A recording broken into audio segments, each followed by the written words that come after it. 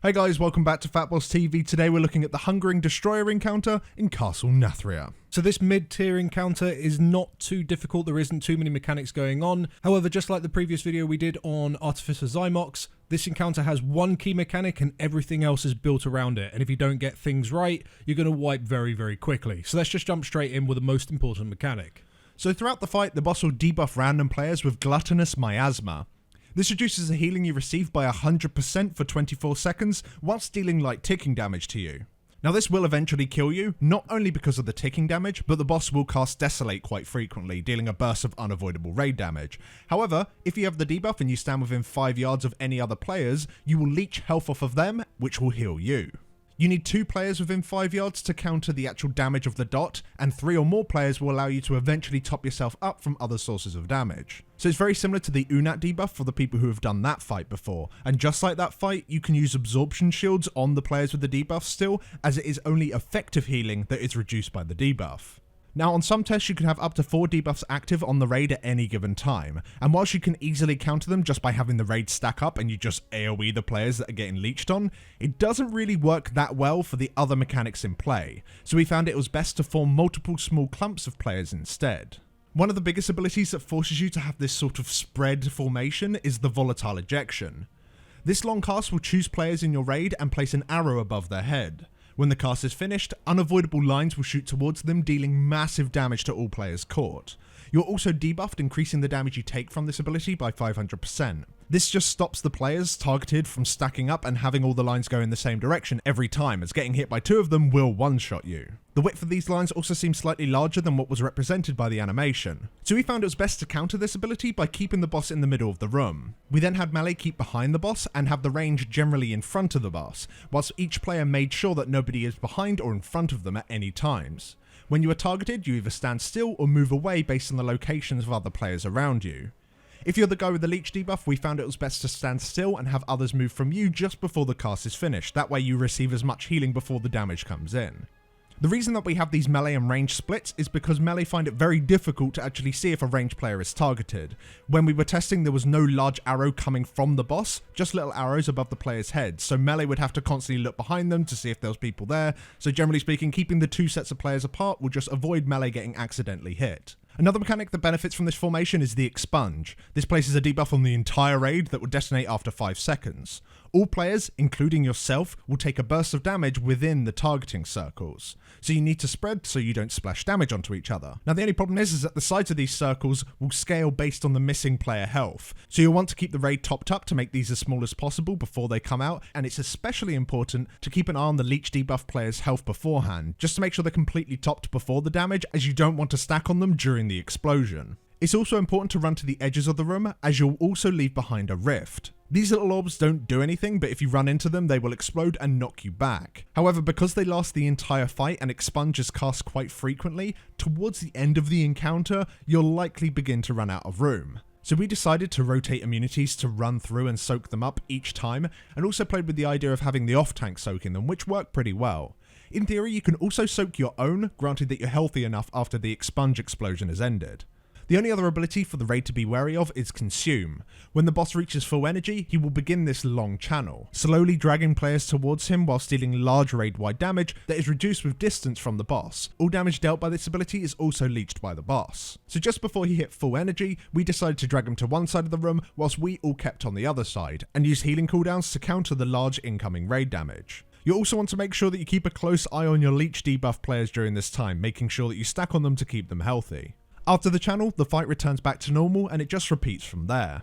As for your tanks, you'll be hit by Overwhelm, which is a large physical damage hit. You just need to make sure that you have active mitigation ready for it. But the main thing you need to keep an eye on is the boss's growing hunger stacks. Each time the boss melee hits you, he'll leech a small amount of health from you, and this stacks by 8% each time and only resets once he has hit a new tank, and it has to be a tank. You cannot chase it with a non-tank target. Now this doesn't stack too fast since the boss casts so many abilities, but there are sections of downtime, so instead of like setting up a rule where you taunt at a set amount of stacks, really you'll want to try and min-max it instead and just taunt as often as you can without the boss going taunt immune. But that's the heroic version of the fight. As for Mythic, it's actually almost exactly the same. However, the only difference is that every time a player leeches health from you with their Gluttonous Miasma debuff, you'll get a new debuff called Essence Sap. This increases the damage you take from the leech effect by 10%, and this stacks really fast and lasts for 20 seconds. The way this duration lines up is that a single player can only soak every other set of miasma debuffs, as this will allow your debuff to drop in between.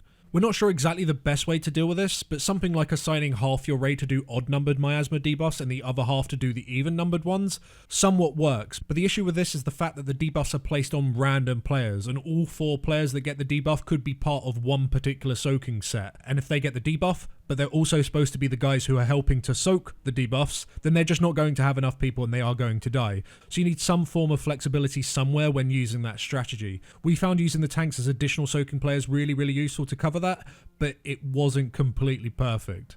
But that's the fight on both difficulties. What's our thoughts? So this fight is definitely quite interesting. I like the idea of every single mechanic wants you just to be permanently spread out, like maybe even in like a pure circle around the boss. You know, you've got the lines going in, you've got the expunge circles around you, all of those kind of things want you to be spread out, but you need to stack to help your friends. So having those mechanics kind of fighting one another is really quite interesting and can lead to some very neat sort of strategies. I do think on normal and heroic, you will just be stacked behind the boss and people just have to be quick on their feet. So if you do get the volatile ejections in your direction, just very quickly move out of the raid and just make sure you're loosely spread before the expunge comes in. Things like that, you can like do it that way, and that way is very simple. You don't need to worry if someone's not in the group. You literally lob them all together, put down a healing rain, and you're set basically. Yeah. But obviously that doesn't work in Mythic. We found out during a test where I was like, yeah, let's just stack and out heal it. You can't do that. You die very quickly. So it kind of forces you to have a different mindset on Mythic when you're playing the fight. Even if you're not a healer, you got to be thinking, can I help stack on people who needs help? The whole time you're just got that sort of healer mindset. How can I go and help these people survive? Damage be damned, kind of. Yeah. We don't know exactly if this fight's going to be a massive DPS check, but it felt like on testing, as long as you just looked after one another, then you could get quite far into the actual encounter itself. So I imagine that although you go in there with the whole idea of, oh, I'm an odd-numbered soak, so I'll help soak the first and then every other from there on out, or I'm an even person, that very quickly dissolves. If there's someone nearby that you need to help, and it comes out on an even set, as long as you haven't got a crazy amount of stacks, it's like, oh, fuck it, I'll go help them. Yeah, I mean, there was multiple pools where I would soak almost every set, but I'd only soak for a couple of stacks. Yeah, because that's all that person needed. Yeah, just to top them up. Yeah, it's a little bit weird exactly how it will play out, but I like the whole idea of it kind of forces you to change your mindset. You can't be greedy, you can't be a solo player on this fight. It makes you do the fight in that sort of way. You're always worried, oh god, the expunge is coming in, let's go and help this guy, make sure he's all topped up so he doesn't have a circle the size of the fucking room and kill us all.